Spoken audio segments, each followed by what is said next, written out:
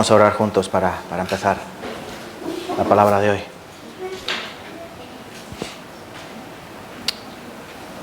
Padre Dios, santo y poderoso, que nos amas, te damos gracias, Señor, por la obra tan hermosa y misericordiosa que se llevó a cabo hoy en el Monte Calvario, en aquella cruz. El coro ha cantado esa alabanza tan hermosa. Todos nosotros nos descarriamos, todos, cada uno por su lado. Pero tú, Señor, cargaste en las espaldas de nuestro Señor Jesucristo todos nuestros pecados. ¿Qué sería de nosotros, Padre Santo, si no hubieses llevado a cabo esa obra? Está claro. Está claro que nosotros seguiríamos muertos en delitos y pecados y que nuestros propios pasos nos llevarían a una condenación eterna. No por nuestras obras de justicia ni por nuestras aparentes buenas obras podríamos acercarnos a ti, Señor.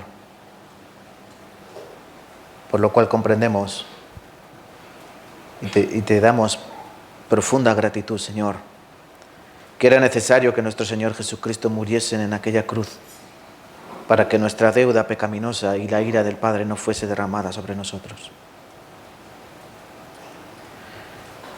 Te pedimos, Padre Santo, que grabes a fuego esta verdad del Evangelio en nuestros corazones, que no se quede simplemente en mero conocimiento y que no se quede simplemente en palabras,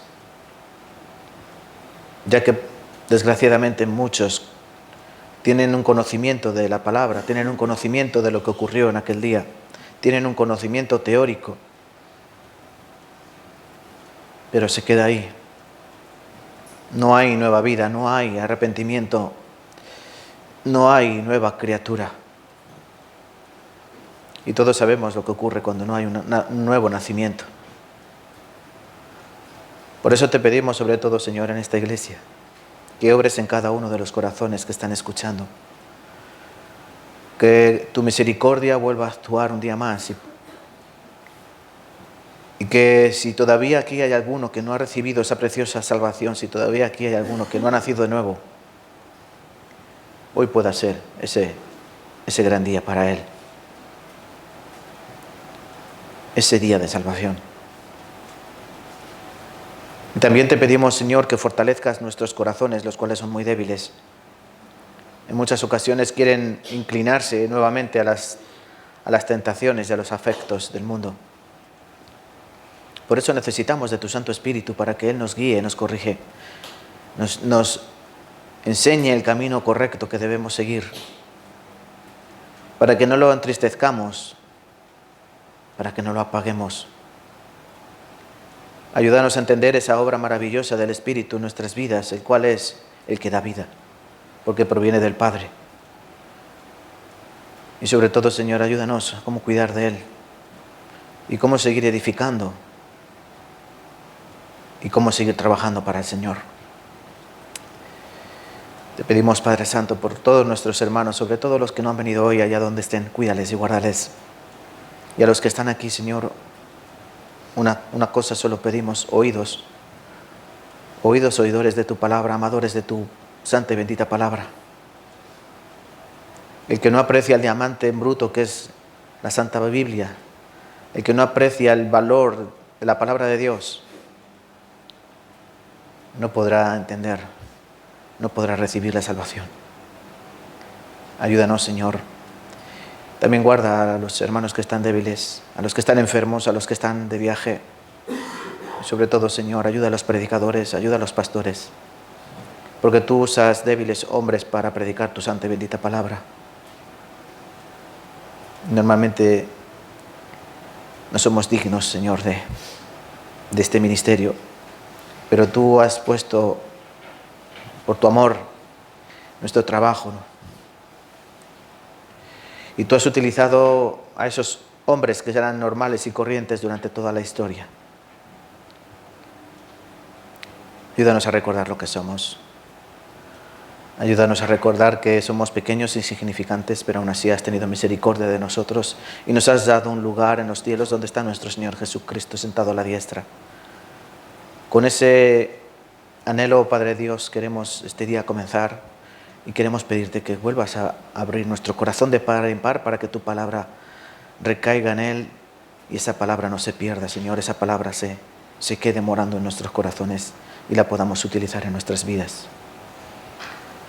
Dejamos esta oración, Señor, y todas las cosas en tus benditas manos y oramos en el nombre de Cristo Jesús. Amén. Amén. Vale, quiero que me acompañéis, hermanos, a San Marcos capítulo 3. San Marcos capítulo 3.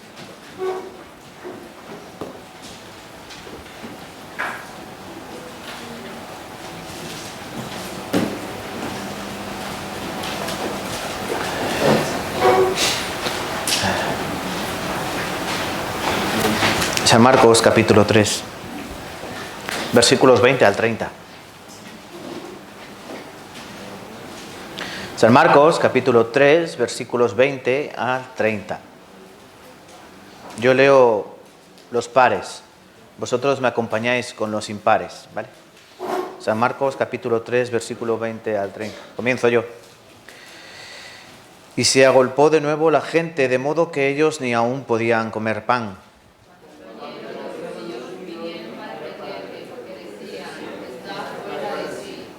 Pero los escribas que habían venido de Jerusalén decían que tenía Belcebú y que por el príncipe de los demonios echaba fuera a los demonios.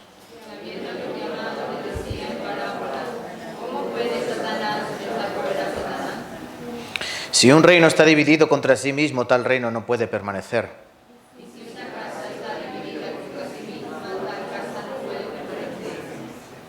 Y si Satanás se levanta contra sí mismo y se divide, no puede permanecer, sino que ha llegado su fin.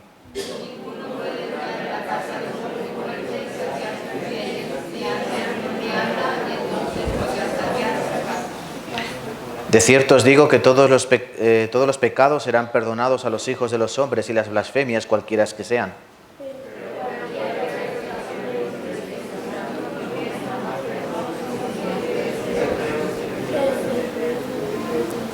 Versículo 30. Porque ellos habían dicho, tiene espíritu inmundo. Hasta aquí. Hoy quiero que aprendamos acerca de la blasfemia contra el espíritu, o otros lo llaman el pecado imperdonable. Es un tema muy importante. Dos domingos atrás, no he estado aquí, ¿verdad?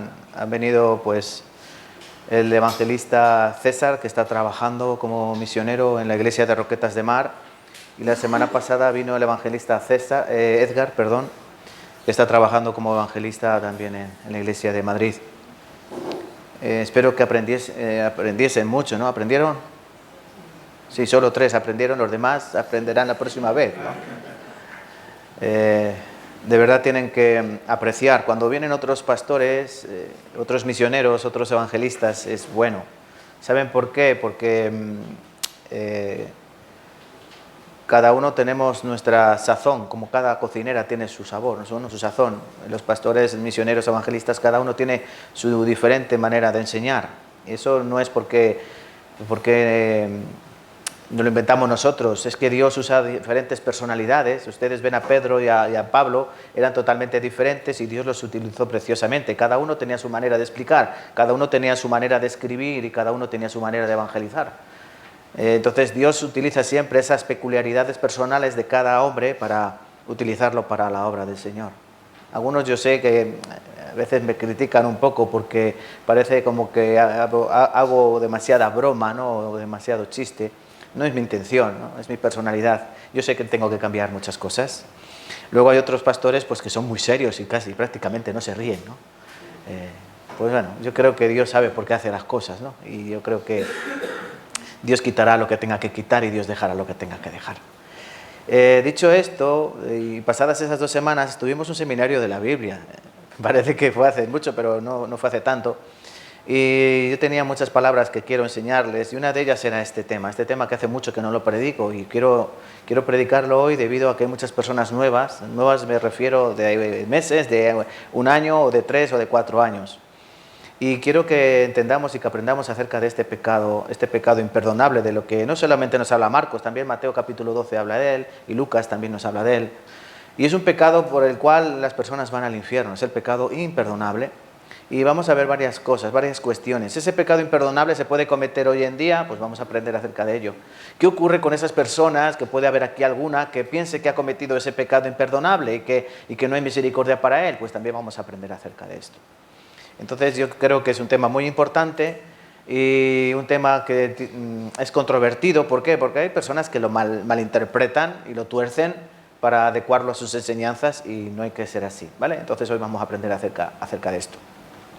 Y lo primero que tenemos que hacer, cómo no, es acercarnos al contexto. No podemos entender un pasaje si no, primero no vemos de dónde viene, dónde ocurre esta conversación y todo ese contexto histórico y contexto de las personas que estaban allí. Os voy a leer Marcos 3, estamos aquí. Marcos 3, os voy a volver a leer versículo 20 al 22, ¿vale? La blasfemia contra el Espíritu Santo se titula este pasaje. Y se agolpó de nuevo la gente, de modo que ellos ni aún podían comer pan. Cuando lo oyeron los suyos, vinieron para prenderle, porque decían: está fuera de sí. Pero los escribas que habían venido de Jerusalén decían que tenía a Belcebú y que por el príncipe de los demonios echaba fuera a los demonios. Esto es una antesala a la cual nos va a servir para entender bien esta cuestión de la blasfemia contra el Espíritu. Un pecado imperdonable. ¿Por qué? Porque sea una blasfemia, algo que se dice, no es del todo correcto, sino que vamos a aprender que es una actitud del corazón. Es lo que hay dentro, lo que sale por nuestros labios, ¿no? Y realmente lo que ellos testificaban, estos judíos, que vamos a aprender de ellos, era lo que realmente tenían en su corazón. Aquí Jesucristo estaba en el primer año de su ministerio, en la región de Galilea, en la zona donde él se había criado. El pasaje nos dice que él estaba en casa, versículo 19 del capítulo 2. ¿Lo tienen ahí? Ahí aparece la elección de los 12, y miren cómo termina ese capítulo 2. Y Judas Iscariote, el que le entregó, ese es el último de los discípulos, y luego dice, y vinieron, ¿están conmigo? Sí, y vinieron a casa. ¿A qué casa? 2, capítulo 2, versículo 19, Marcos 2, 19. Eso, sí, perdón, 3, 19. Que me iba yo al capítulo anterior. No, en este mismo capítulo 3, 19 dice, y Judas Iscariote, dando la lista de los discípulos, dice, el que entregó, dice, y vinieron a casa. ¿Qué casa? Bueno, es la casa que sí, aparece en el capítulo 2, a eso me refería. En el capítulo anterior ocurre un milagro, ocurre algo asombroso. Dice que Jesús, estando en casa, versículo 1 del capítulo 2, entró otra vez en Capernaum después de algunos días y se oyó que estaba en casa. Y aquí ocurre el milagro del paralítico. 4 amigos llevan a un paralítico a ver a Jesús para que le sane. Pero no hay lugar porque la casa está llena, la puerta de la calle dice que está llena. ¿Y qué tienen que hacer para que ese paralítico pueda encontrarse con Cristo? Literalmente rompen el techo y lo bajan descolgado con unas cuerdas. Eso ocurre en el capítulo 2 de Marcos. En casa, ¿en qué casa? En Capernaum había una casa especial donde Jesucristo le había hecho su casa. Recuerden, Jesús vivía en Nazaret. Trabajó durante 30 años con su padre como carpintero en Nazaret. Pero después él puso su cuartel general, digamos, su casa de residencia en otra ciudad llamada Capernaum. Algunos piensan que es la casa de Pedro. La casa de Pedro, el discípulo. Porque Jesucristo, recuerden, él no tenía casa. Así les dijo, ¿no?, a los que querían seguirle. Las zorras tienen guaridas, los pájaros tienen nidos, pero el Hijo del Hombre no tiene dónde recostar su cabeza. Jesucristo no tenía propiedad de una vivienda. Aunque dice aquí que él estaba en casa. Era esa casa de Pedro y que él había hecho de aquel lugar un lugar especial durante su primer año de ministerio para que aquellas personas que le buscaban pudieran encontrarle. Aquí en el capítulo 3 dice que ellos fueron de vuelta a casa, a Capernaum. ¿Y qué dice el versículo 20? Que se agolpó de nuevo la gente. Una y otra vez la casa de Cristo, la casa donde él vivía, vamos a decir, prestada, se vuelve a llenar de gente. Tanto está llena la casa que dice que ni aún podían comer pan. Yo no sé si te haces a la idea de esto. ¿Has estado alguna vez en una fiesta donde haya mucha gente? y empiezan a servir los canapés. Tú puedes comer, ¿no? A veces te apretujan, pero puedes comer. Pues dice aquí literalmente que ellos no podían ni comer pan. Imaginaos allí toda la multitud agolpándose en Cristo. De tal manera que no les dejaban ni comer ni siquiera un pedazo de pan. Sáname, otro, sáname a mí, no, primero yo, no, que yo estaba antes, yo he llegado, llevo aquí días esperando, así, como las colas que hay muchas veces en los supermercados y en otros sitios. Versículo 21. Cuando lo oyeron los suyos, vinieron para prenderle porque decían, está fuera de sí. ¿Quién son los suyos? Su familia. Claro, ¿quién son los suyos? Los suyos son su familia. El versículo 31 dice, vinieron después los hermanos y su madre y quedándose afuera enviaron a llamarle.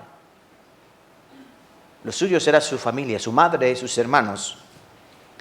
Y versículo 22, pero los escribas que habían venido de Jerusalén, decían que tenía a Belcebú y que por el príncipe de los demonios echaba fuera de los demonios. Primera parada dentro de este contexto. Jesús predicando en Galilea, en su ciudad, digamos, adoptiva, Capernaum, a la orilla del mar de Galilea. Allí la casa vuelve a estar llena de gente, de multitudes que seguían a Cristo. Las multitudes muy bien no sabían qué ocurría, pero el caso es que este hombre hacía milagros. Algunos, según el pasaje de Mateo capítulo 12, que es un pasaje paralelo, decían, ¿no será este aquel hijo de David que ha de venir? Las multitudes sabían que Cristo era especial, pero todavía había dudas dentro de sus corazones. Otra clase de personas eran los suyos, su familia, su madre y sus hermanos, que ellos pensaban que Jesús estaba loco. Y en tercer lugar, un tercer tipo de personas eran los escribas, que no eran otros que los fariseos, que habían venido desde Jerusalén para refutar y para poner en evidencia a Jesucristo. Y el plan era el siguiente. Nosotros sabemos quién es Él, porque ellos sabían quién era Él. Pero querían ponerle en descrédito diciendo que Él echaba fuera a los demonios porque Él mismo era el príncipe de los demonios. Entonces, si nos detenemos en este primer punto, vamos a ver estos tres tipos de personas. Porque son tres tipos de personas que hay hoy. Hay hoy en el mundo estos tres tipos de personas. En primer lugar estaban las multitudes, que siguen a Cristo, le siguen, pero ¿saben por qué le siguen? Por conveniencia. Hay otro tipo de personas, los suyos, su familia, que piensan que está loco. Está fuera de sí, dice aquí, ¿no? La escritura. Porque decían, está fuera de sí. Y hay un tercer tipo de personas. ¿Quiénes? Los fariseos. Saben quién es Cristo, reconocen el poder de Cristo, pero le refutan y le resisten. Esa es la palabra. Le resisten y resisten el poder del Espíritu, diciendo que esas obras, no niegan las obras, no, sí, echa fuera demonios, pero echa fuera demonios, ¿por qué? Porque él es Baal-Zebú. Esa expresión que aparece ahí, príncipe de los demonios, Beelzebú, viene de las dos palabras, Baal, que es el señor, un dios pagano, Zebú, moscas. La manera que tenían los judíos de digamos, disminuir una deidad o un dios, es decirle, sí, Baal, el señor, sí, señor de las moscas. El verdadero señor es Jehová de los ejércitos, pero Baal es el dios de las moscas, de los insectos, para poner en alto a Jehová y desacreditar, digamos, esos dioses paganos. Entonces aquí están cuestionando, están diciendo que Cristo echa fuera a los demonios porque Él es el príncipe de las moscas, el príncipe de los demonios. ¿Y por qué digo yo que hay estos tres tipos de personas hoy en día? Está claro. Hay grandes multitudes que siguen a Cristo. Hay muchas iglesias que se llenan de personas. Hay muchos que se dicen ser cristianos, que buscan a Cristo por determinadas circunstancias. Unos por enfermedad, otros por necesidad, otros por trabajo, otros por pareja, otros por etcétera, etcétera, etcétera, etcétera, etcétera. ¿Tú por qué vienes a la iglesia? ¿Tú por qué vienes aquí? ¿Vienes por Dios o vienes por ti? ¿Vienes porque te invitan o vienes porque tú necesitas algo más que el mundo no te puede ofrecer? Esa es la cuestión. Las multitudes seguían a Cristo simplemente porque ellos querían milagros en sus vidas. El ciego quería recuperar la vista. El lisiado quería recuperar su salud. Los endemoniados, ¿qué hacían cuando veían a Cristo? Se postraban y le reconocían como el Hijo de Dios, el Hijo del Altísimo. A todas las personas que ellos no podían venir por sus propios medios, le traían. Y es en este contexto donde aquí, si vamos a la Escritura, vamos un momento al pasaje paralelo que encontramos en Mateo capítulo 12, porque todo esto comienza con un milagro. Mateo capítulo 12, versículo 22, y dejamos el marcapáginas en Marcos 3.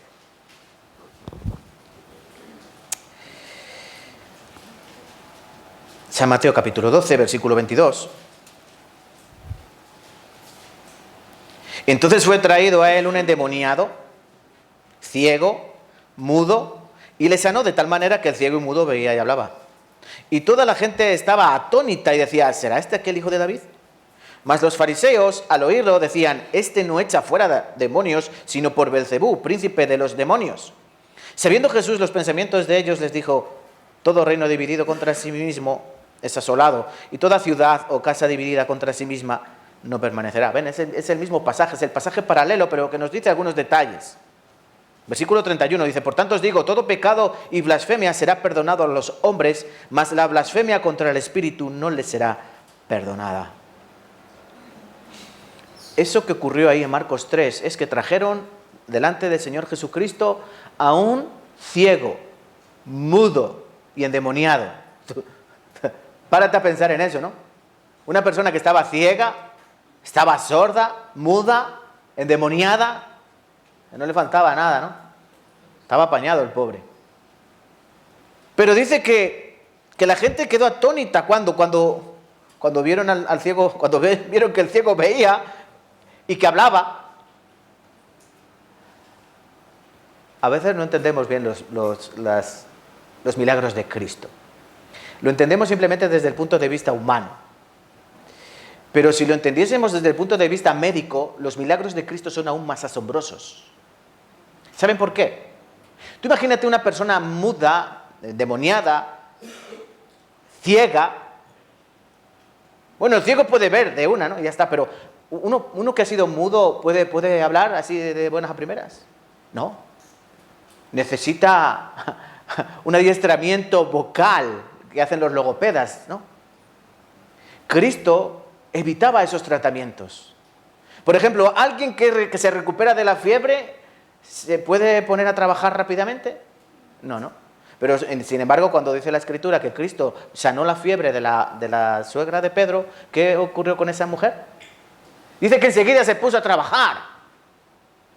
Los milagros de Cristo son asombrosos porque no restaura aparentemente, sino que restaura completamente todas las cosas. Y este mudo podía hablar. Y obviamente el demonio salió fuera de él. ¿Será este el hijo de David?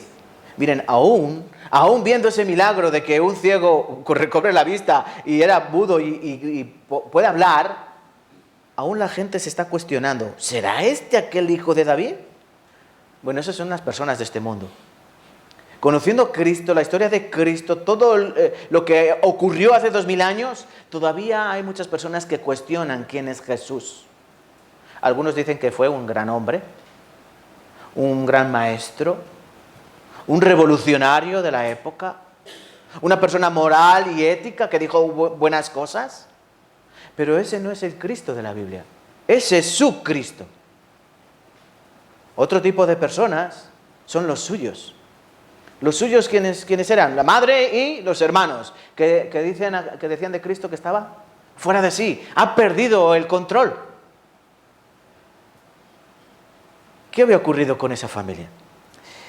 Yo me imagino, me encanta ponerme en situaciones, imaginarme el contexto real, a los hermanos de Cristo viviendo con Cristo. ¿Has pensado alguna vez eso? Bueno, primero hay que entender que Jesús tuvo hermanos, ¿vale? En la Iglesia Católica dice que no, que María ya no tuvo más hijos, pero la Biblia dice que sí. Yo no sé cómo explicarían eso los sacerdotes, los curas, ese hecho. Por ejemplo, ¿tienen Mateo capítulo 12? ¿Sí? Vayan a Mateo capítulo 13. Mateo capítulo 13.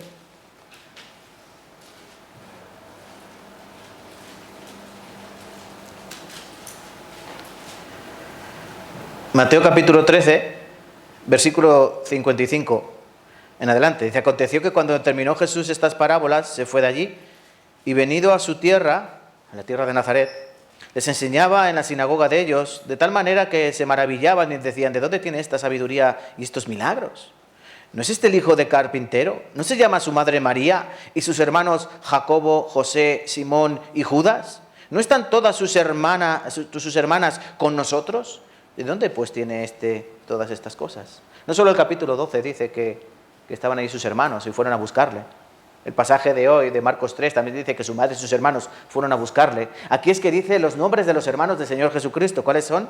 Jacobo, José, Simón y Judas. Y sus hermanas. O sea, había hermanos y hermanas. Hay que entender que Cristo tuvo hermanos en la carne. O medio hermanos, se pueden decir. No, hijos de María y de José.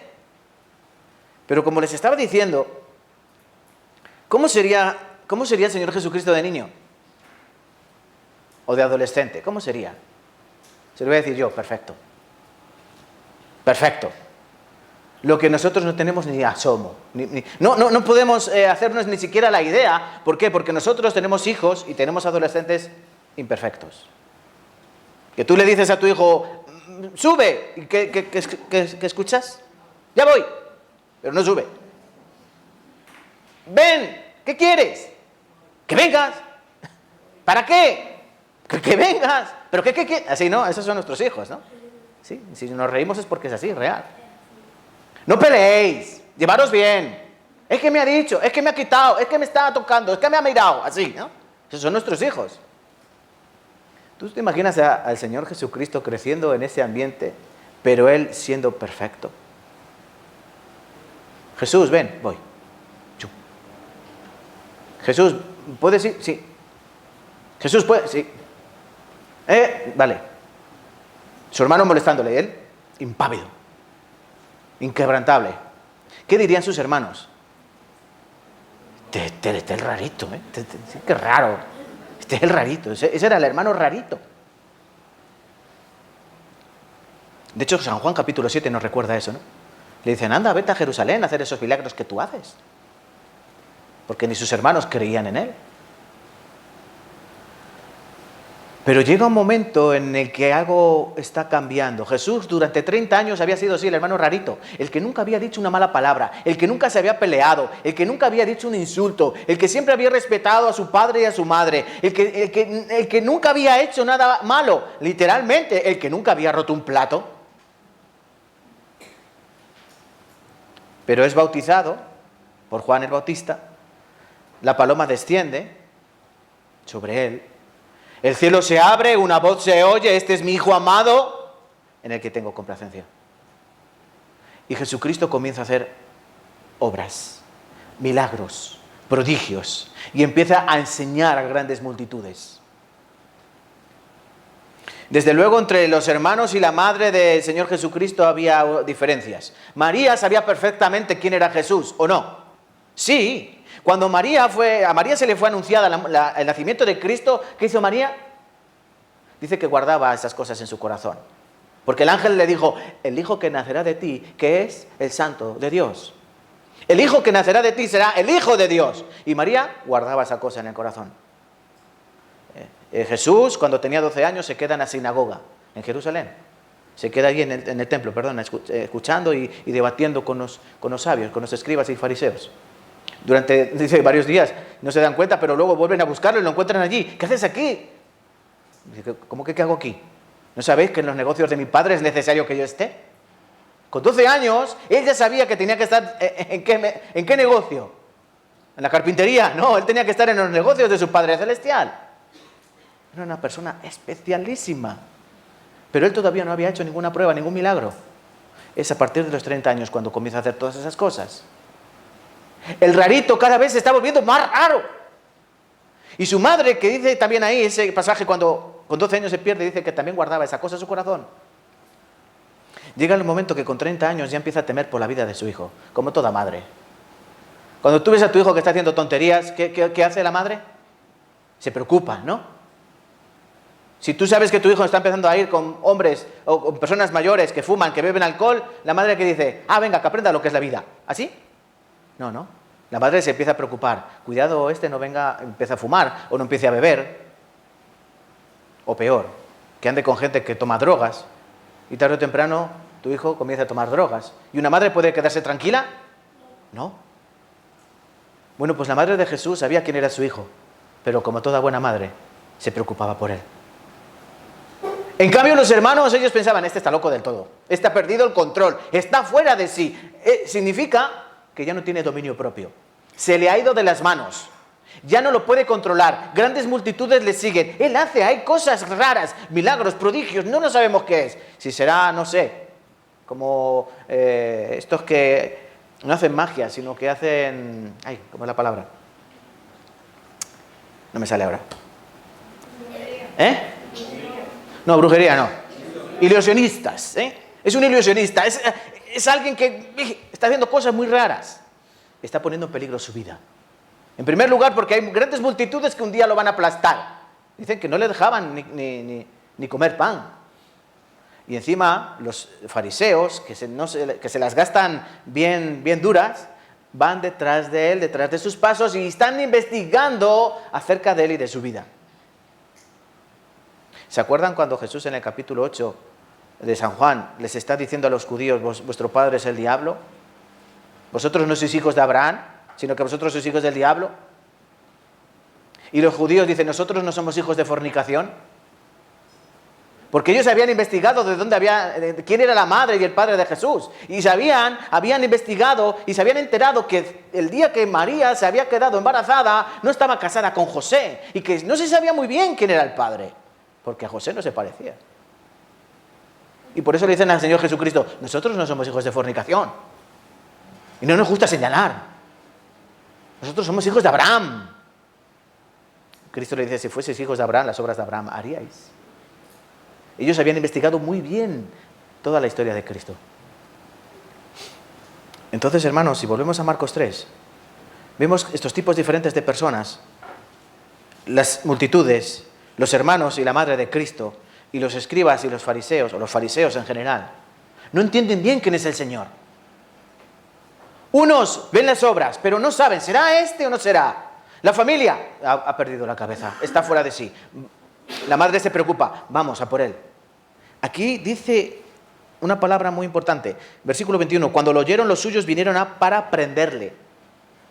Para prenderle, dice que no vinieron a buscarle, vinieron a prenderle. Prenderle es detenerle, así lo que hicieron con Cristo en la noche que fue detenido. Fueron a prenderle, a llevárselo por la fuerza, porque decían que está fuera de sí.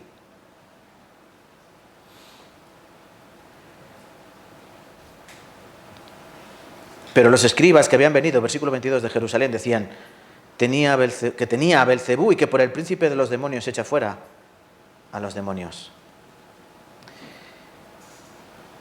¿Qué pretendían los fariseos? Los fariseos ya habían establecido la táctica. La táctica es desacreditarlo. Sí, las pruebas no se pueden dudar. Las pruebas están ahí. Sana al manco, sana al paralítico, sana al leproso, sana a este endemoniado, sordo, mudo, ciego.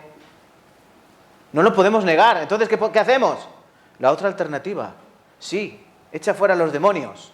Pero ¿sabéis por qué los echa? ¿Por qué? Porque él es el príncipe de los demonios. Porque él es Beelzebú, el señor de las moscas. Por eso él tiene autoridad sobre los demonios. Y esto se fue extendiendo para desacreditar al Señor Jesucristo. Por ejemplo, vamos a San Juan, capítulo 10.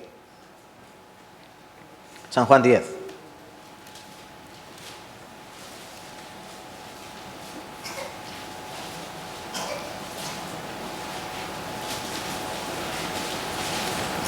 (10:20).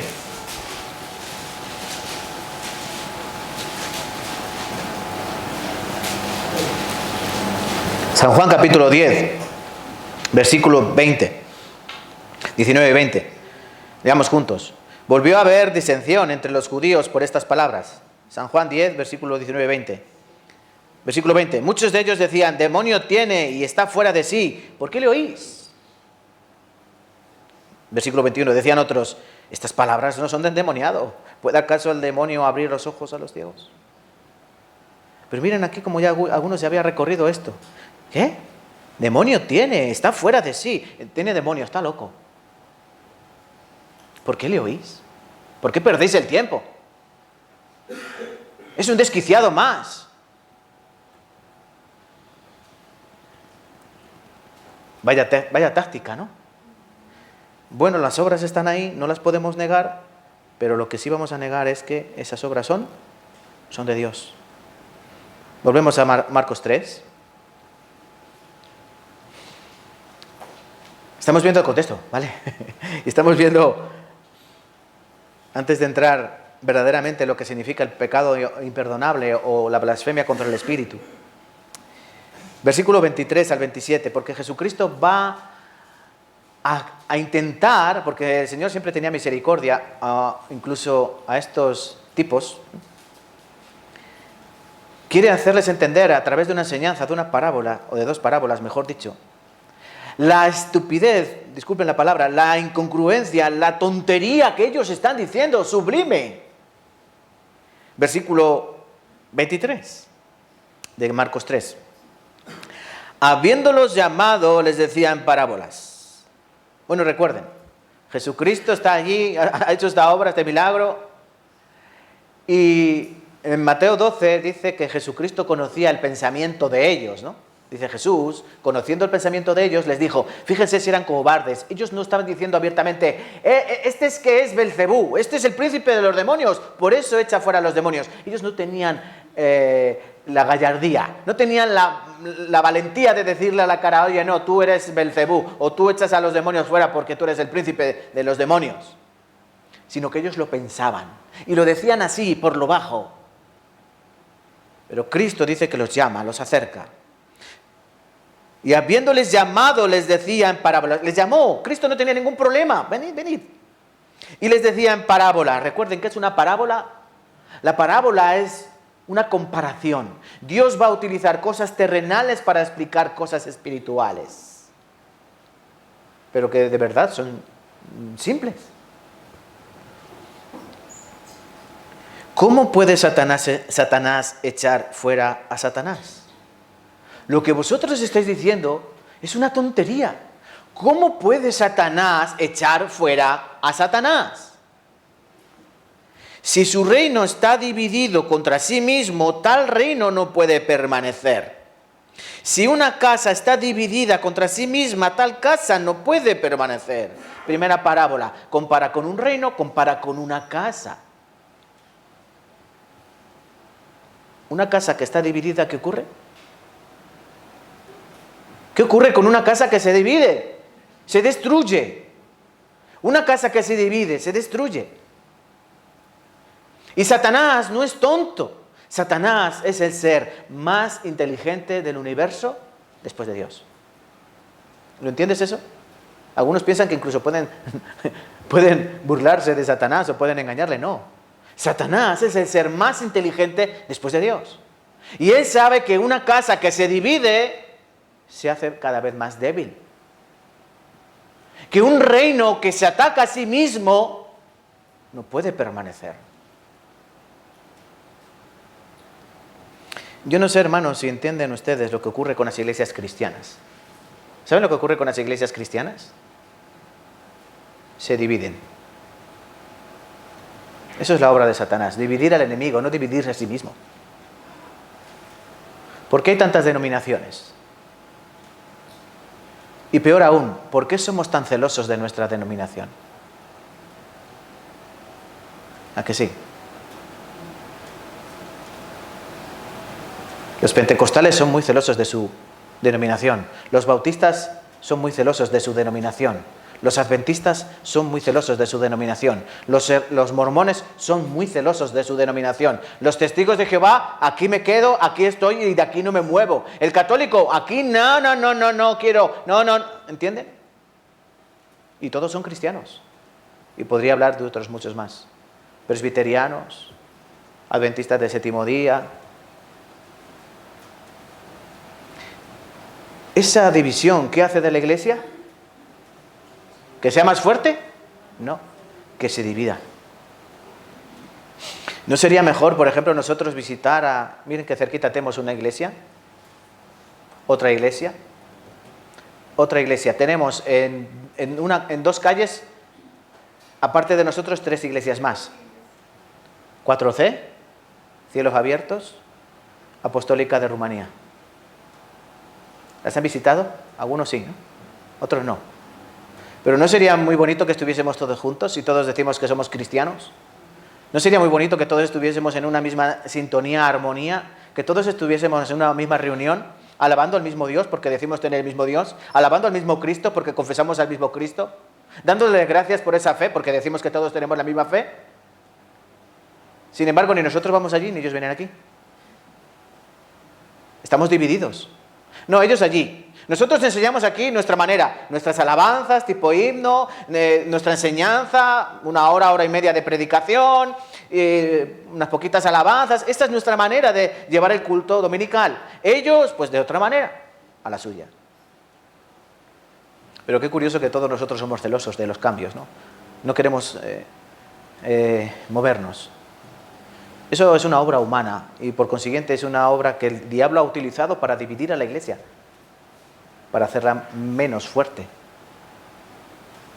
Aunque él también conoce la palabra que dice que las puertas del Hades no podrán contra ella, la iglesia permanecerá. Por mucho que los hombres la queramos dividir y por mucho que los hombres queramos poner diferentes carteles en las entradas de esa iglesia para determinar lo que hacemos dentro de ella, ya sean pentecostales, mormones, bautistas, como lo quieras poner tú, presbiterianos o lo que sea, lo importante es que el Espíritu de Dios mora en cada una de ellas. Y donde mora el Espíritu de Dios, no puede morar otro espíritu. Lo que aquí Cristo estaba haciéndoles entender, lo que estáis diciendo es una tontería sublime. Satanás jamás va a estar en contra de Satanás. Él es como un reino, él tiene su propio reino. De hecho es el rey, el príncipe de la potestad del aire. Su reino no es la tierra. Él ha establecido su reino en la tierra al conquistarla mediante el pecado de Adán y de Eva. ¿Y qué está haciendo? Él lo que hace es cada día su reino lo quiere hacer más fuerte. ¿Y cómo lo utiliza? Bueno, de diferentes maneras. Pero miren, Satanás no está en contra de la religión. Satanás permite que la religión sea enseñada, pero lo que más le gusta es que se enseñe un Cristo que nos salva. Un Cristo en el cual murió, sí, por los pecados, pero que luego tú tienes que terminar de completar tu salvación. Y que tengas cuidado cómo caminas, porque si caminas mal en esa vida cristiana, tú vas al infierno. Entonces a Satanás le encanta esa enseñanza. Predicado Jesucristo, sí, pero a medias, un Cristo que salva, pero no totalmente, sino que dependes de tus obras. Por eso tantos católicos van al infierno, porque creen en un Cristo que no es suficiente. Por eso algunas iglesias donde se enseña que la salvación se pierde, van al infierno. ¿Por qué? Porque piensan que su salvación no es completa, no es plena. Pero Cristo vino a hacer una obra completa, plena. Continúa diciendo, la segunda parábola dice, y si Satanás se levanta contra sí mismo y se divide, no puede permanecer, sino que ha llegado su fin. Versículo 27, ninguno puede entrar en la casa de un hombre fuerte y saquear sus bienes si antes no le ata y entonces podrá saquear su casa. ¿De quién está hablando? De Satanás. Está haciendo otra parábola de un hombre fuerte. En lugar de un reino que no puede estar dividido, la siguiente parábola habla de un hombre fuerte que vive en su casa. ¿Y quién es el hombre fuerte? Satanás es el hombre fuerte. Porque Satanás es el ser más fuerte de todo el universo después de Dios.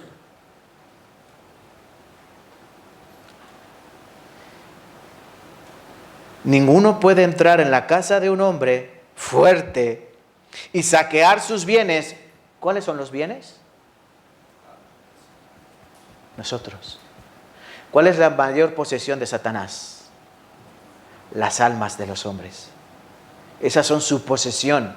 Por eso él lucha con toda su fiereza para que esas almas que le pertenecen a él no les sean arrebatadas. Pero ¿qué hace Cristo? Cristo entra en la casa de ese hombre, esta tierra, y ¿qué hace? Le amarra, le ata y saquea sus bienes, las almas preciosas que él rescata con su preciosa sangre.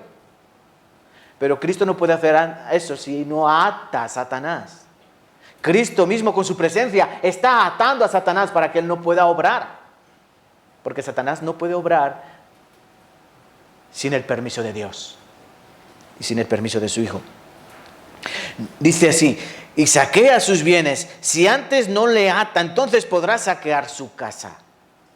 Eso es lo que está haciendo Cristo, saquear la casa de Satanás, arrebatándole esas preciosas almas y llevándolas al reino de su amado Hijo. ¿Entienden esta parábola, hermanos? Pues los fariseos no la entendieron. Lo que estáis diciendo, no hay por dónde cogerlo. Estáis diciendo una sublime tontería. Satanás no se va a dividir contra sí mismo y Satanás no va a saquearse a sí mismo. ¿Algunos de vosotros os robáis a vosotros mismos? Oh, mi cartera, oh, me voy a robar. Ah, uy, no tengo nada. Tú puedes robar a otro, a ti no te puedes robar porque lo que es tuyo es tuyo. Yo no he visto a nadie que raye su coche. Ve a rayar mi coche. No, tú rayas el del vecino que te cae mal, así, ¿no? El que te dio un golpe el otro día, pues ahora le iba a rayar yo el coche. No. Mala idea. Nadie tira piedras contra su propio tejado.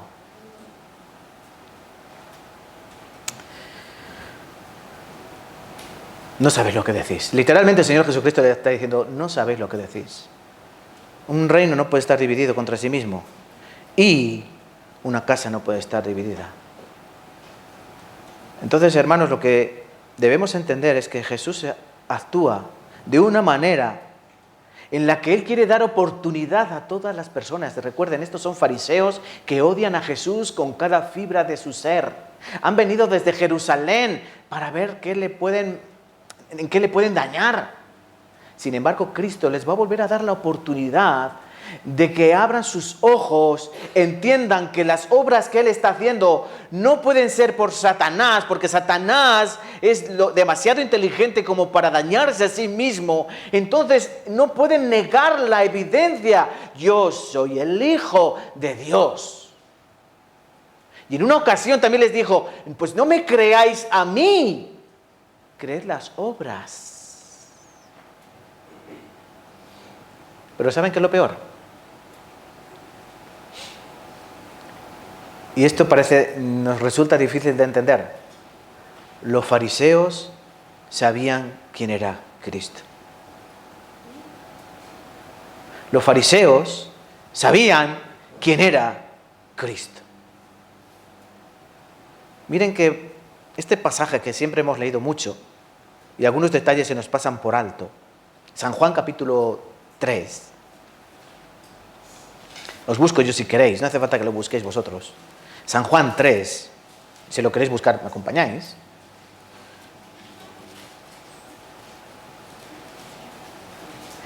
¿Quién vino de noche a hablar con Jesucristo? Nicodemo. San Juan capítulo 3.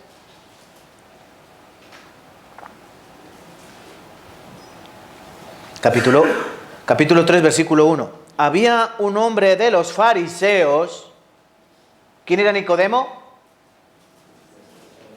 Un fariseo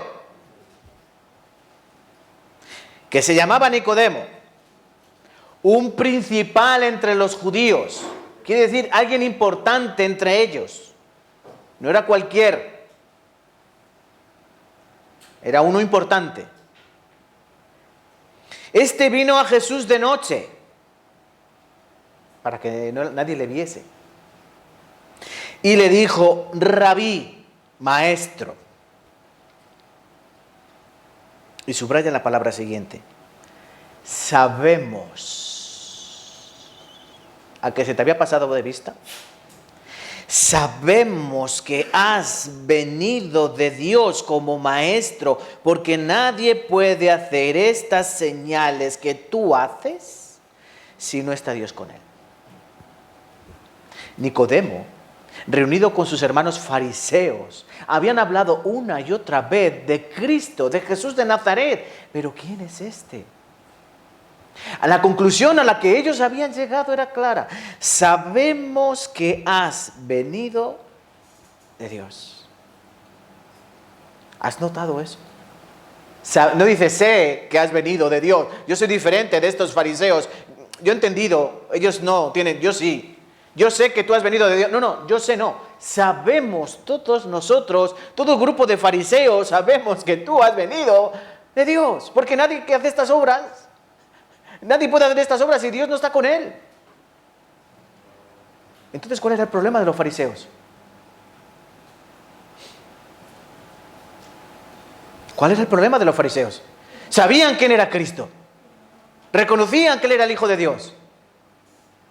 No querían creer en Él. No querían aceptarle a Él. Habían endurecido tanto su corazón que literalmente Dios ya no podía hacer nada por ellos.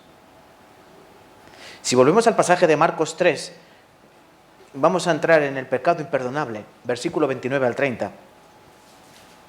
Dichas estas dos parábolas, el Señor Jesucristo les va a advertir. Miren, esto no es una condenación completa, es una advertencia clara. Marcos 3, versículos 28 y 29. De cierto os digo que todos los pecados serán perdonados a los hijos de los hombres y las blasfemias, cualesquieran que sean. Párate ahí un momento. De cierto os digo que todos los pecados serán perdonados a los hijos de los hombres y las blasfemias, cualesquieran que sean. ¿Cuántos pecados puede perdonar Cristo? No muchos, todos.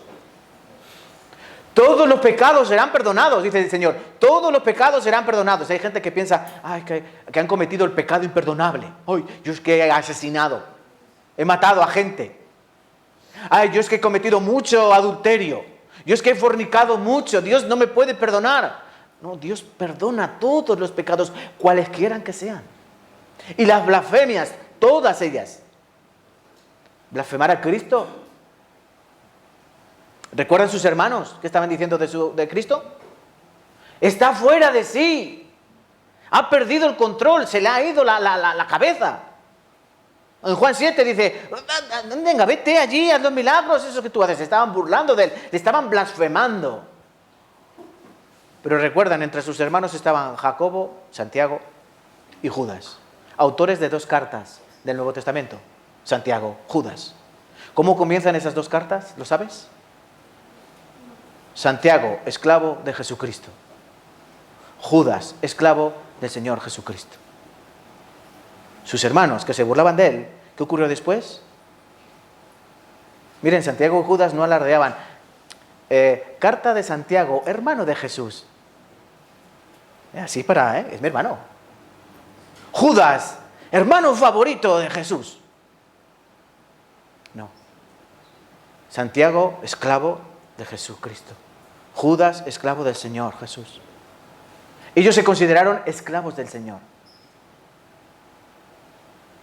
Ya no era su hermano. Sabían que él era literalmente el Hijo de Dios, sabían que él era quien decía ser. Él no era un loco. Él era Dios encarnado. En Hechos capítulo 2, cuando el Espíritu Santo descendió en el aposento alto, donde había 120 personas, entre esas 120 personas estaban María y sus hijos, la madre del Señor y sus hermanos.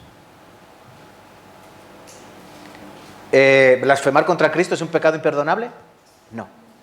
¿Fornicar es un pecado imperdonable? ¿O adulterar es un pecado imperdonable? El Proverbios dice que que cometa adulterio, ¿qué le ocurrirá? Es que su falta no se borrará jamás. Algunos dicen, no, el adulterio es un pecado que jamás se borra, que jamás se perdona. No, sí se perdona. David cometió fornicación, ¿no? Y asesinato. ¿Y fue perdonado? Sí. Pablo persiguió a la iglesia. Persiguió al mismo Jesucristo. Dio muerte a Esteban. Consentía en la muerte de Esteban. ¿Fue perdonado? Sí. Pedro mismo negó 3 veces al Señor Jesucristo. Yo no sé quién es ese. Yo no sé. Yo no tengo nada que ver con él. En mi vida lo he visto. ¿Él fue perdonado? Sí. En 1 Corintios capítulo 6, os voy a leer. 1 Corintios capítulo 6.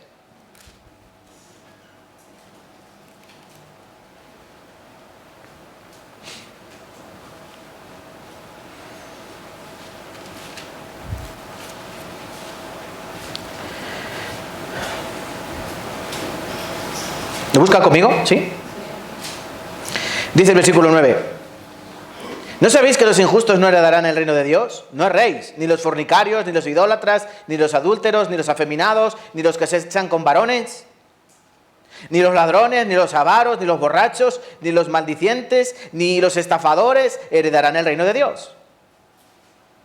Pero continúa diciendo, versículo 11. Y esto erais algunos, mas ya habéis sido lavados, ya habéis sido santificados, ya habéis sido justificados en el nombre del Señor Jesús y por el Espíritu de nuestro Dios. No hay pecado que Cristo no pueda perdonar. Aquí dice, fornicarios, idólatras, adúlteros, afeminados, los que se echan con varones, homosexuales, ladrones, avaros, borrachos, alcohólicos, maldicientes, mal hablados, estafadores, ladrones. Y Pablo dice, y esto erais algunos de vosotros. En esa congregación de Corinto había ex fornicarios, ex ladrones, ex adúlteros, ex borrachos, así. Porque miren lo que dice ahí, erais, porque esos pecados fueron perdonados. ¿El que llegó a la iglesia siendo un adúltero siguió cometiendo adulterio? No. ¿El que llegó a la iglesia siendo un ladrón siguió robando? No. ¿El que llegó a la iglesia siendo un borracho siguió bebiendo alcohol? No. Esa es la diferencia entre un cristiano que entiende lo que hizo Cristo en la cruz y un cristiano que no entiende nada. El cristiano que entiende lo que Cristo hizo en la cruz, perdonar mis pecados, no vive en ellos. No vuelve a caer en ellos, o por lo menos intenta no caer en ellos. Y lucha con todas sus fuerzas por no pecar más. Como le dijo Jesús a la mujer cogida en adulterio, vete y no peques más. Esa es la diferencia entre un fariseo y uno que comprende quién es Cristo Jesús.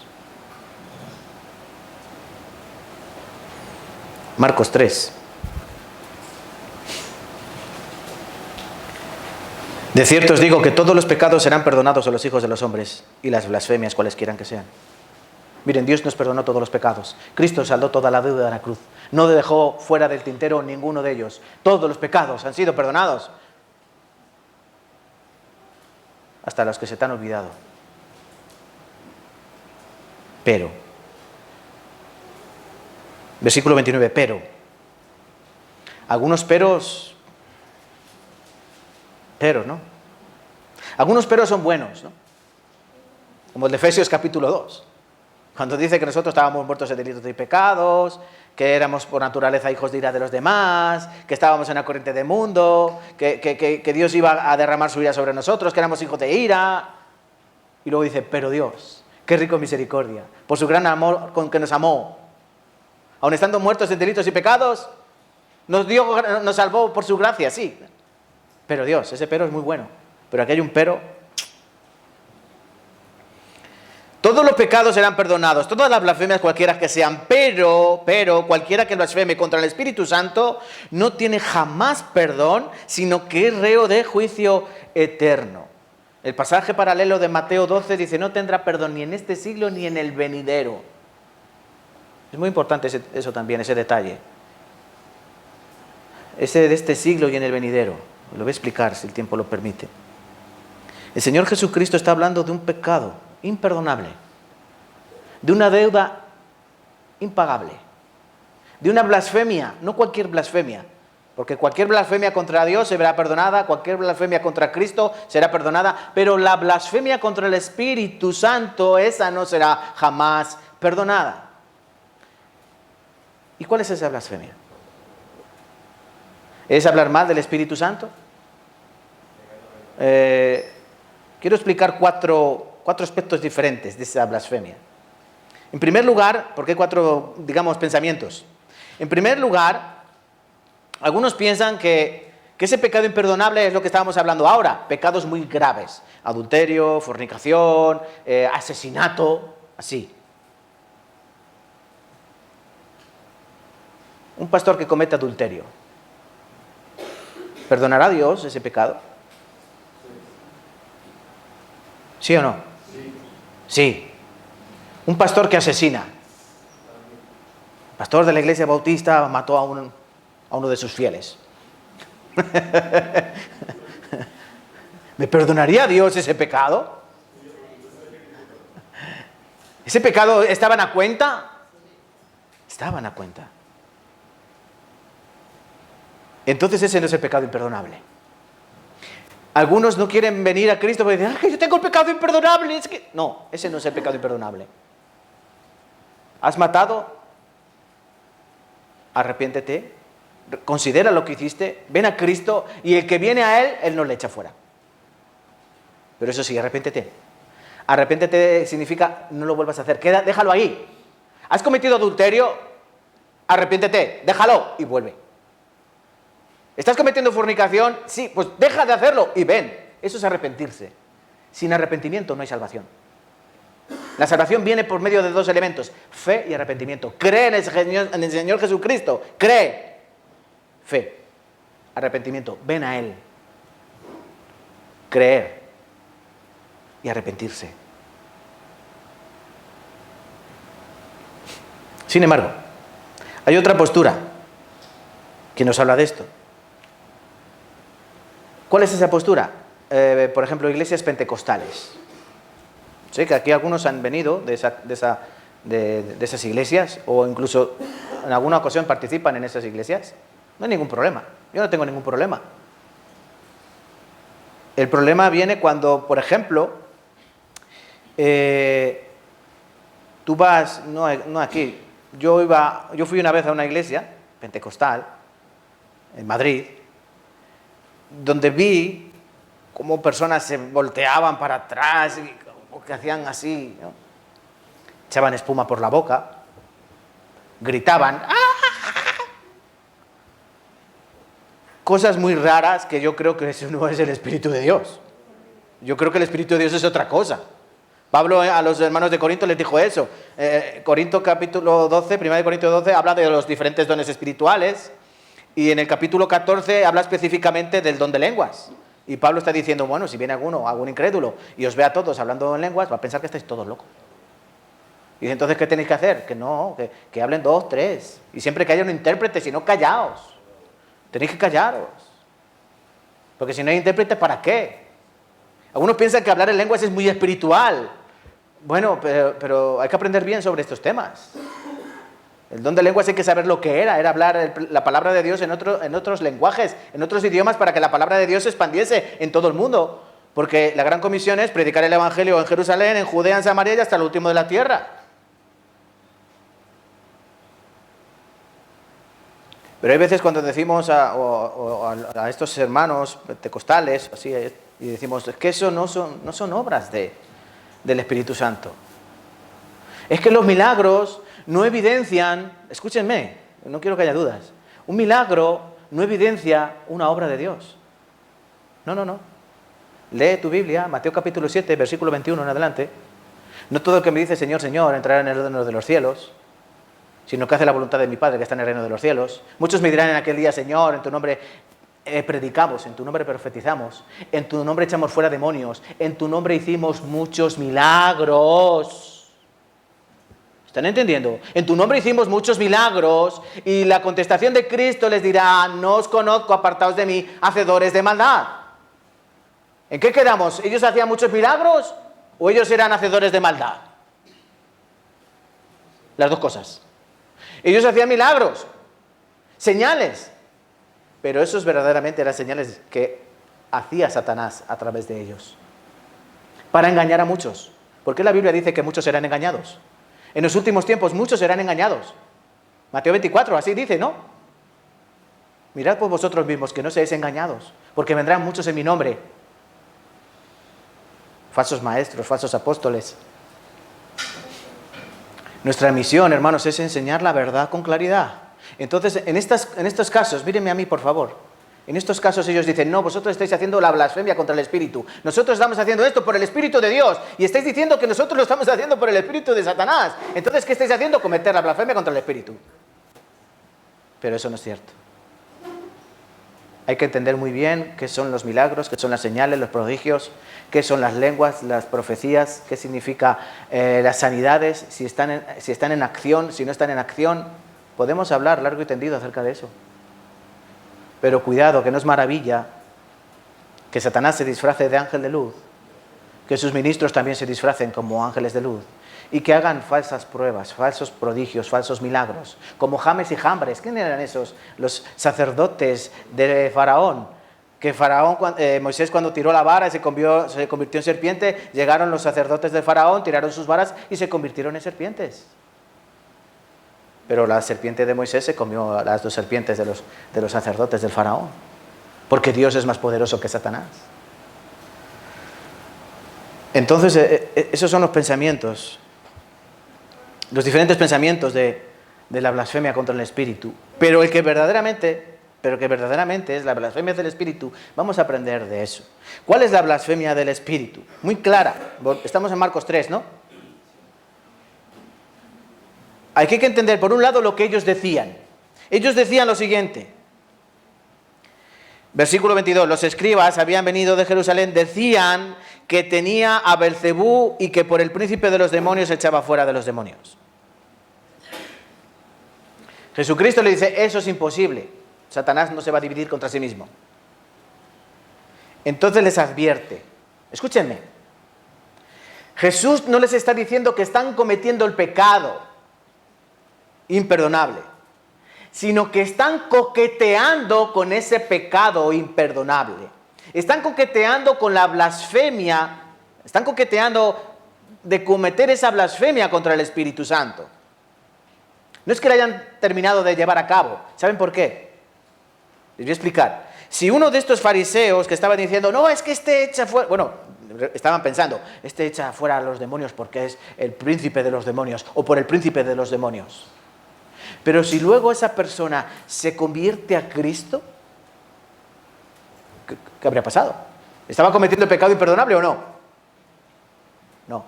Estaba coqueteando con el pecado imperdonable, pero después entendió quién era Cristo. Sucede como con los hermanos o incluso la madre del Señor Jesucristo. Al principio no entendían nada, pero después lo entendieron todo. Pero hay un problema. El problema es que ellos, al final de cuentas, al final de sus vidas, sí cometieron ese pecado imperdonable, esa blasfemia contra el Espíritu. ¿Cuál es? Es la siguiente, y apúntatelo. Es resistir con todo tu corazón la obra del Espíritu en tu vida. Esa es la blasfemia contra el Espíritu. Resistir la obra del Espíritu de Dios en tu vida. Ellos que habían visto, recuerden, no eran ignorantes, ellos conocían la ley, ellos conocían los profetas, ellos conocían la profecía de Cristo de su venida, ellos conocían Isaías 53, mi siervo el sufriente, ese siervo que yo enviaré, el que raíz de hierba seca, sí, el que viene sin hermosura, sin parecer, el que en él cargaré yo el pecado del mundo, en él vendrá de Belén, nacerá en Belén, Efrata. Muchos detalles, más de 350 profecías en el Antiguo Testamento de Cristo Jesús. Ellos conocían la Escritura, ellos habían visto las señales. Sabemos que esto no es normal, sabemos que vienes de Dios por estas señales. Y veían a Cristo. Mira, puedes conocer mucho la Biblia, puedes saber mucho de Cristo, puedes tener delante a Jesús mismo y aún así resistir el poder del Espíritu Santo. Por una simple razón, la dureza de tu corazón. La dureza de tu corazón.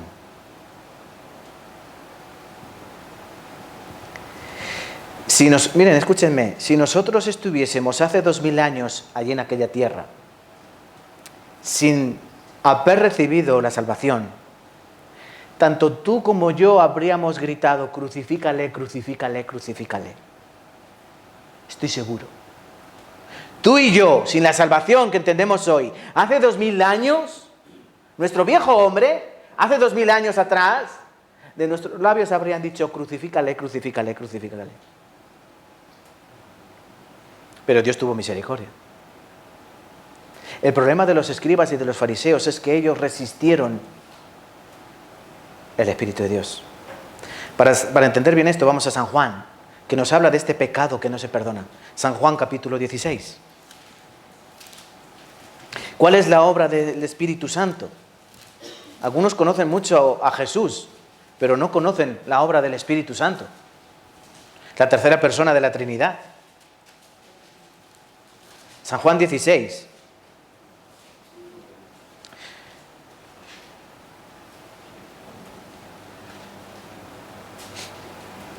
Ay, un momento que llego yo.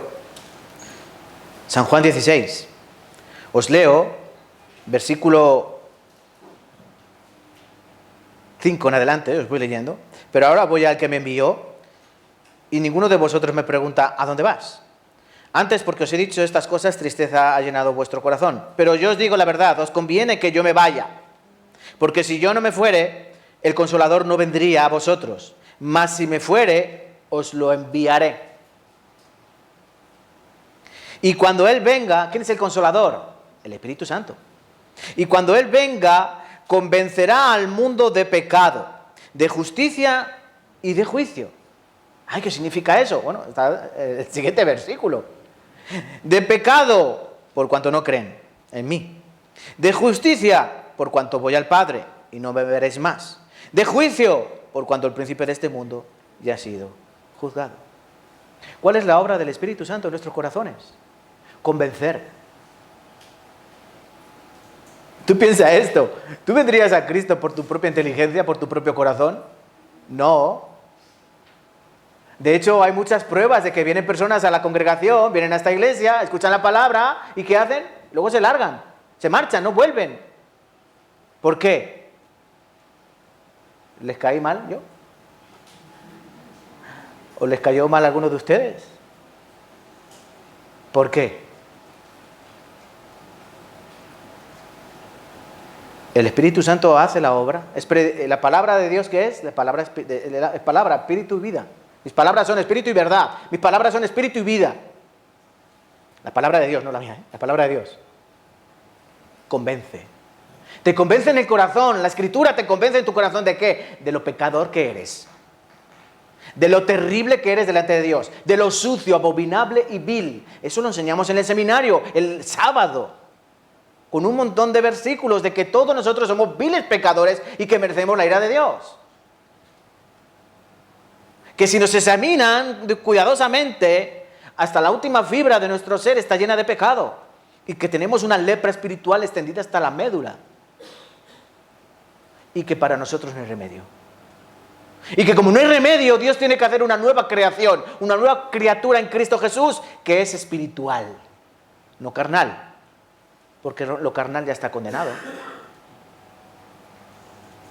Pablo decía, este cuerpo de muerte, ¿no? Romanos 7, miserable de mí, ¿quién me librará de este cuerpo de muerte?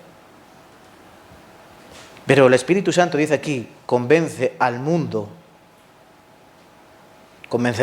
de pecado, de justicia y de juicio. De pecado por cuanto no creen en mí, de justicia por cuanto voy al Padre y no me veréis más. La justicia de Dios se llevó a cabo total, completamente. Por eso Cristo ascendió a los cielos. Ya había terminado la obra, consumado es. Y de juicio por cuanto el príncipe de este mundo ha sido juzgado y todos sus seguidores serán juzgados. Y todos aquellos que no aceptan a Cristo, que no quieren creer en Cristo, ¿qué ocurrirá con ellos? San Juan 3, ¿no? Y esta es la condenación. Que la luz vino al mundo, pero los hombres amaron más las tinieblas que la luz, porque sus obras eran malas. Entonces, ¿cuál era el pecado o la blasfemia contra el Espíritu? La blasfemia que cometieron los fariseos era conocer totalmente la Escritura, eran estudiosos de la Escritura. Ellos vieron al Dios encarnado, tenían a Jesús delante de su cara. Algunos piensan que Cristo en carne era Cristo en carne, es como ver a otra persona. No, pero es que ver a Cristo, como le dijo a Felipe, es que, Felipe, tanto tiempo llevo con vosotros que no has visto al Padre, ¿no has visto nada diferente en mí, Felipe, al resto de los hombres? Si nosotros estuviésemos un minuto hablando con el Señor Jesucristo, nos quedaríamos pasmados, porque es totalmente diferente a cualquier otra persona de esta tierra. ¿Entendéis, hermanos? Cristo es totalmente diferente, aun siendo hombre, pero era el hombre perfecto. No ese con el que te casaste. Tú pensabas que era perfecto y luego resultó que era rana.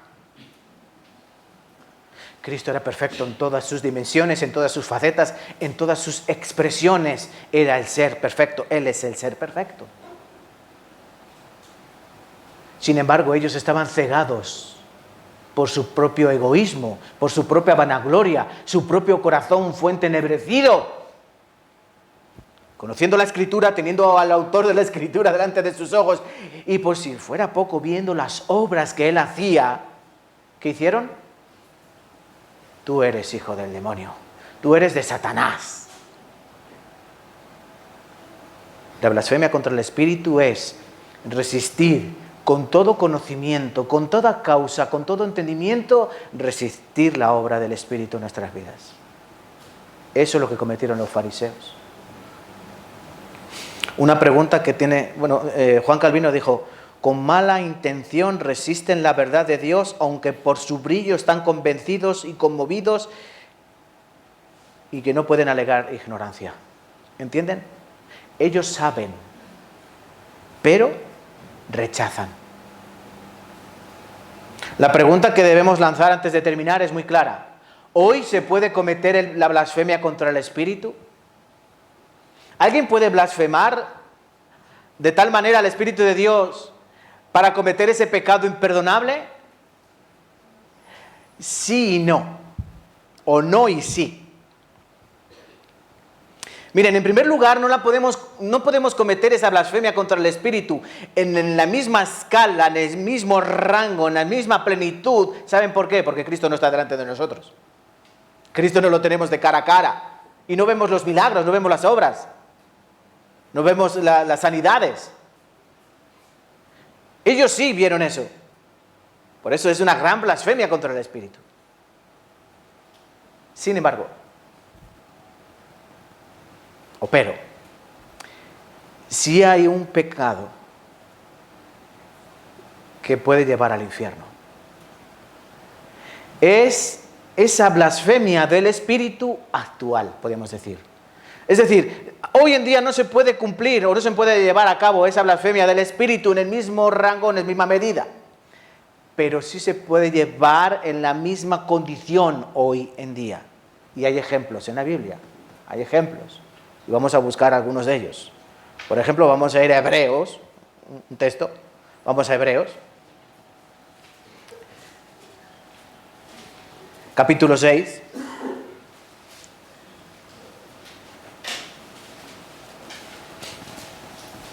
Hebreos 6, del 4 al 6. Hebreos 6, versículos del 4 al 6. Vamos a leer juntos, ¿vale? Por favor. Hebreos 6, versículos 4 al 6. Porque es imposible que los que una vez fueron iluminados y gustaron del don celestial y fueron hechos partícipes del Espíritu Santo y asimismo gustaron de la buena palabra de Dios y los poderes del siglo venidero y recayeron, sean otra vez renovados para arrepentimiento, crucificando de nuevo para sí mismos al Hijo de Dios y exponiéndole a vituperio. ¿Has entendido este pasaje? Es imposible, comienza. Mira, es imposible que los que una vez fueron iluminados y gustaron el don celestial. ¿Qué es esto de ser iluminados y gustar el don celestial? Cuando se ha llevado aquí a cabo un seminario de la Biblia, cada una de las personas que han estado aquí, llámese como se llame o venga de donde venga, ha sido iluminada. ¿Entendéis? Sí, ¿a que sí? Cada uno que escucha la palabra de Dios ha sido iluminado.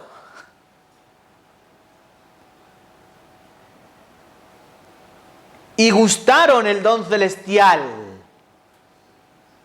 Continúa diciendo. Fueron hechos partícipes del Espíritu Santo. Aquí algunos, pero recibieron la salvación. No. Fueron partícipes. Una cosa es recibir el Espíritu Santo y otra cosa es que seas partícipe del Espíritu Santo. Yo me gustaría preguntarles, ¿quién gobierna aquí en este sitio? Yo no. ¿Quién gobierna aquí? El Espíritu Santo. Entonces una persona que está aquí pero no tiene el Espíritu Santo en su corazón, ¿qué está haciendo? Está siendo partícipe. Miren, ojalá tuviésemos ojos espirituales para ver el Espíritu Santo. Bueno, correríamos pavorizados. Pero el Espíritu Santo está aquí. No le vemos, pero está. El problema es que algunos se lo perciben, otros lo entienden, otros lo sienten, otros no. Pero somos partícipes de su estar aquí. Y continúa diciendo. Asimismo gustaron de la buena palabra de Dios y los poderes del siglo venidero. Gustaron la palabra. Y entendieron lo que ocurrirá en el siglo venidero, en el reinado de Cristo, del milenio, todo eso, todo lo que enseñamos. Ellos ven cómo Dios ha transformado vidas, cómo algunos aquí vivíamos en oposición totalmente a Dios y cómo Dios ha ido cambiando nuestra naturaleza. Bueno, cambió nuestra naturaleza y cómo Dios cada día guía nuestros pasos que se quieren torcer y Dios nos está guiando. Pregúntenle a alguien de este pueblo, Tarancón, alguien que me conozca cuando yo era el otro Julián, el que salía los sábados por la noche y se emborrachaba hasta vomitar. Y me avergüenzo de ello. El mujeriego, el que tenía muchas novias, el que andaba por ahí. Y que le digan ahora a esos que me conocían antes, que ahora están en un púlpito predicando la palabra de Dios. ¿Saben qué dicen de mí? Lo mismo que decían de Cristo. Se ha vuelto loco. Hasta la familia de uno le dicen así. Otra vez a la iglesia, estás perdiendo el control, estás todo el día metido allí. Otro seminario, otro retiro. Pero si estáis todo el día metidos allí. ¿Tú reconoces la obra de Dios? ¿Tú reconoces la obra del Espíritu en tu vida? Porque yo sí la reconozco en la mía. Es más, yo no me reconozco. Pero hay quienes no quieren cambiar. Hay quienes quieren seguir siendo, aunque han escuchado la palabra 1.000.000 de veces, aunque están aquí en este lugar que es tan bendecido por Dios, están como si nada. Esa es la cara del fariseo. Te veo pero no te veo. No me da la gana creer. Tú no vas a decirme qué. Ese es el pecado imperdonable de nuestra vida, de nuestra época. Dice, es imposible que los que una vez fueron iluminados, gustaron del don celestial, fueron hechos partícipes del Espíritu Santo, asimismo gustaron de la buena palabra de Dios y poderes del siglo venidero, y recayeron, sean otra vez renovados para arrepentimiento, crucificando de nuevo para sí mismos al Hijo de Dios y exponiéndole a vituperio. Tú no puedes volver a crucificar a Cristo. Cristo ya fue crucificado una vez para siempre. Pero ellos recaen. ¿Qué significa que ellos recaen? Que no hubo una conversión genuina. No hubo una conversión verdadera. Hebreos capítulo 10. Hebreos 10, versículo 29.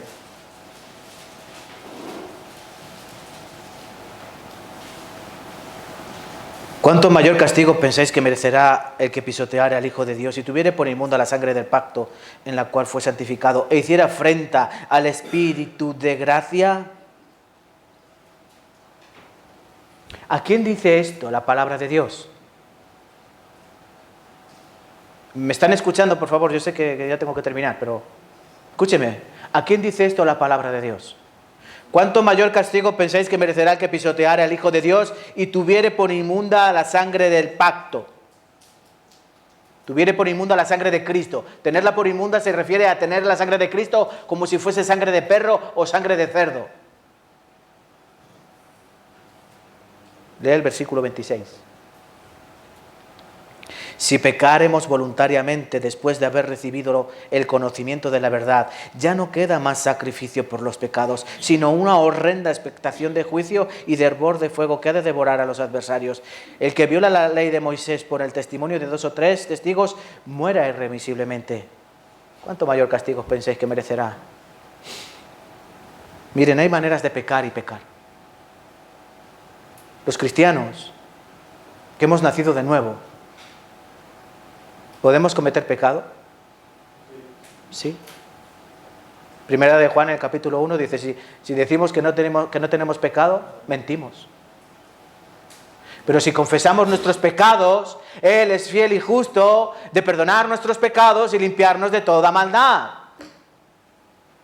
Si un cristiano dice que ya no miente, es un mentiroso. Pero hay que reconocer el pecado, y el pecado me duele.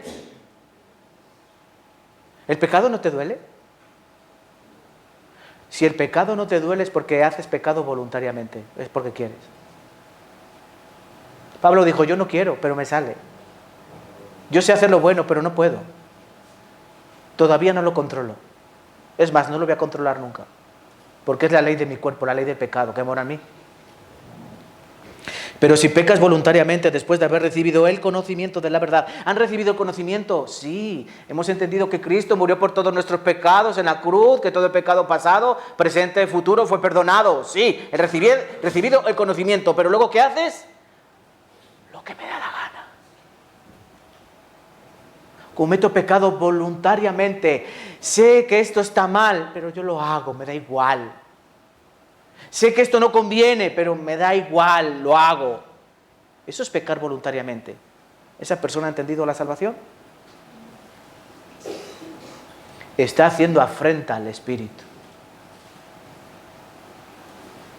Los judíos dijeron, sabemos quién eres, sabemos de dónde vienes, entendemos tus pruebas, te creemos quién eres, pero no nos da la gana que tú obres en nosotros. Desgraciadamente aquí alguno puede tener ese corazón. Sabe la palabra muy bien, entiende lo que hizo Cristo en la cruz, sí, perfectamente, pero no quiere, resiste el Espíritu de Dios. Está coqueteando con el pecado imperdonable. Está coqueteando con la blasfemia contra el Espíritu. Un pasaje más. Primera de Juan, capítulo 5. Versículo 16. Primera de Juan, capítulo 5, versículo 16.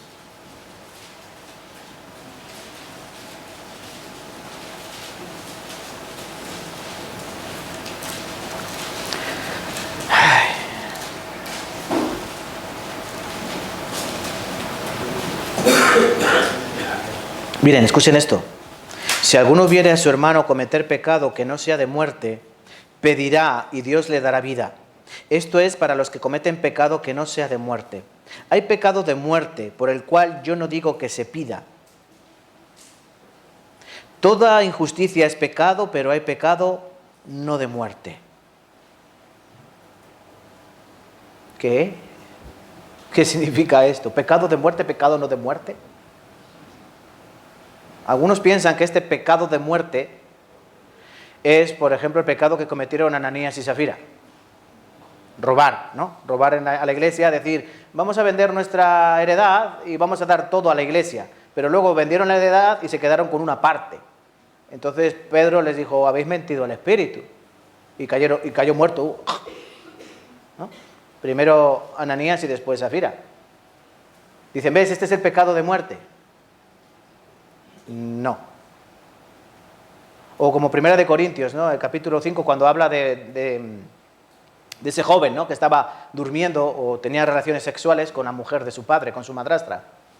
Y Pablo que dice, reunidos mi espíritu y vuestro espíritu, el tal sea echado, se ha entregado a Satanás para destrucción del cuerpo, a fin de que el espíritu sea salvo. Es decir, echarlo fuera de la iglesia para que Satanás lo zarandee y para que Dios lo mate. Para destrucción del cuerpo. Porque cuando Dios ve a un hijo que anda a malos pasos y es advertido y sigue andando malos pasos y es advertido andando malos pasos, ¿qué hace el papá? No me avergüences más, vente conmigo, ¡pum! Así hace Dios. Primera de Corintios también habla así, capítulo 11, cuando de la Santa Cena. Dice que algunos iban y celebraban la Santa Cena de tal manera que se hinchaban a comer pan y se emborrachaban con el vino. Y Pablo dice, por esa causa algunos duermen, murieron por ese pecado. Pero ese es el pecado de muerte, robar, cometer adulterio, comer mucho en la Santa Cena o emborracharse. No. Aquí cuando está diciendo, si alguno viera a su hermano cometer pecado que no sea de muerte, pedirá, y Dios le dará vida. Está hablando de los pecados que son tan evidentes, pecados que sabemos que ustedes y yo tenemos. Tú, estoy seguro que sabes muchos de los hermanos que están cometiendo pecado. Entonces, ¿tú qué tienes que hacer? Voy a ir al pastor y se le voy a contar, este hermano está haciendo esto y esto. ¿Eso tienes que hacer por él? No. Ora por él. Tú sabes que este hermano está haciendo esto, ora por él. Habla con él y ora por él. Y si tienes ojos para discernir los espíritus, como dice la palabra, que tenemos que discernir los espíritus, sabrás si es hermano o si es mengano. Pero, dice así, Dios le dará vida. ¿Qué vida? Le dará sanidad a su vida, le dará esa salvación del cuerpo, de la vida, durante su santificación. Y luego dice, esto es para los que cometen pecado que no sea de muerte. Hay pecado de muerte por el cual yo no digo que se pida. ¿Cuál es ese pecado de muerte? ¿Cuál es ese pecado de muerte? Esa es la blasfemia contra el Espíritu. El pecado de muerte es resistir y resistir y resistir y resistir y resistir hasta el final de tus días la palabra de Dios y la obra del Espíritu en esa palabra. Porque recuerden, la obra de salvación viene a través de oír la palabra y de recibir el Espíritu Santo de Dios. Nicodemo, hay que nacer de agua y hay que nacer de Espíritu. ¡Voilà! Algunos comparan con la apostasía. ¿Saben lo que es la apostasía, no? La apostasía es apartarse de la fe. Una persona que viene aquí durante 2 semanas o 3 semanas y después no vuelve, no es una apóstata. Nunca creyó, simplemente vino de visita. Pero una persona que pasa años y años y años y se vuelve al mundo, ese es un apóstata. Pero puede volver. Imagínate que estamos aquí y alguien de los que estaba hace poco se marchó y se fue al mundo. Y pasan, como en las películas, 20 años después y estoy aquí predicando. Hermanos, vamos a seguir predicando la Biblia. ¿Sí? ¿No? Y esa persona viene y recibe la salvación. ¿Qué ocurre? ¿Era pecado de muerte? No. Simplemente no era su momento porque Dios tiene momento para todo. Sin embargo, puede haber una persona que no se marcha, que está aquí, perenne, y escucha. Y escucha, y escucha, y escucha, y escucha, y pasa 1 década, y 2, y 3, y sigue escuchando la palabra. Pero su corazón cada vez está más duro, más duro, más duro, más duro, más duro. Y tú lo ves, porque no eres tonto. Y tú lo ves, porque no eres tonto. Y tú lo ves. ¿Qué hay que hacer? ¿Orar por él o no orar por él? Aquí dice, yo no pido que se ore. ¿Sabe por qué? Porque incluso las oraciones le van a dar igual. Porque si alguien tiene convicción de pecado, alguien está dando malos pasos, ¿tú quieres saber si estás cometiendo o estás coqueteando con ese pecado imperdonable? Esta es la respuesta. Si tú sientes remordimiento, si tú sientes dolor, si tú te sientes mal cuando cometes pecado, tranquilo. No estás en peligro de cometer ese pecado imperdonable. Pero si tú estás pecando y no sientes nada, cuidado. Estás coqueteando con ese pecado. En primer lugar, porque no hay obra del Espíritu Santo en tu vida. Y en segundo lugar, porque si no la hay, seguramente no la habrá, porque está pasando el tiempo y no hay ningún cambio, y tu oído cada vez es más pesado y tu corazón cada vez está más duro. Eso es coquetear con el pecado o la blasfemia del Espíritu Santo. ¿Ha quedado claro, hermanos? Mire, no hay pecado que Cristo no haya perdonado. No hay blasfemia que no sea perdonada. Pero hay un peligro: resistir la obra del Espíritu Santo en tu vida. Saber quién es Cristo, lo conoces, pero no dejarle entrar, ese es el pecado imperdonable. Cristo dice: yo llamo. El que abre, ¿qué ocurrirá? Yo entraré en él, haré morada en él. El que no abre, ¿qué ocurrirá? Ya saben. Aquí terminamos, ¿vale? Vamos a orar y vamos a dar gracias a Dios por todo esto. Padre Santo que vives y reinas, te damos gracias y te pedimos que tú sigas obrando en nuestras vidas.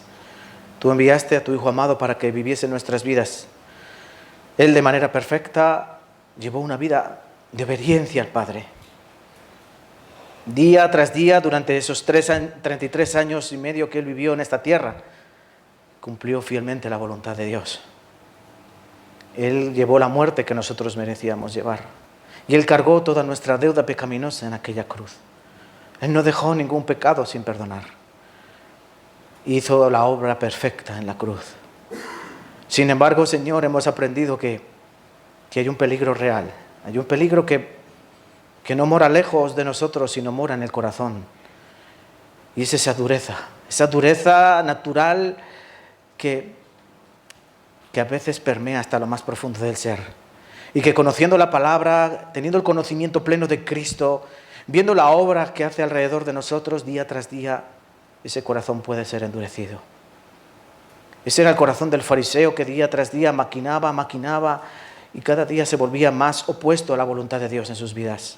Oportunidad tras oportunidad fue desechada por ellos. Enseñanza tras enseñanza fue aborrecida por ellos. Es un claro ejemplo que debemos tomar en cuenta, Señor, en nuestros días. Sabemos que no podemos llevar a cabo ese pecado imperdonable, esa blasfemia contra el Espíritu en la misma magnitud que hace 2000 años. Pero también hay una realidad, y es que todo aquel que muere sin Cristo Jesús, todo aquel que resiste la obra del Espíritu en sus vidas, todo aquel que ama las tinieblas más que a la luz, es reo de muerte. Por eso, Señor, te pedimos que obres en nuestros corazones y mira con tu ojo que escudriña cada corazón si hay alguno de entre estas almas que esté en ese riesgo, que esté coqueteando su vida con ese peligro de pasar al otro lado de la vida y haber rechazado continuamente la obra de Cristo y la obra del Espíritu Santo en su corazón. Señor, libra a cada alma de esta iglesia de ese peligro real. Y sobre todo ayúdanos a que cada día tengamos más discernimiento y que cada día podamos llevar a cabo en nuestras vidas la vida de nuestro Señor Jesucristo. Porque al fin y al cabo ese es el plan que hay para nosotros. Que cada día nos podamos parecer más a Él, que cada día podamos seguirle a Él. Y que ninguno perezca. Da oportunidad a cada uno de los que están aquí, Señor, para que tengan la salvación perfecta. Para que su salvación sea genuina. Y para que esa salvación vaya acompañada de las obras. Como a nuestro Señor Jesucristo le acompañaban los milagros, a nosotros nos acompañan esas obras de justicia y darán testimonio de que tenemos una fe viva, una fe correcta, una fe verdadera. Te damos gracias, Señor, por tu santa y bendita palabra. Oramos en el nombre de Cristo Jesús. Amén, amén. Vamos a cantar.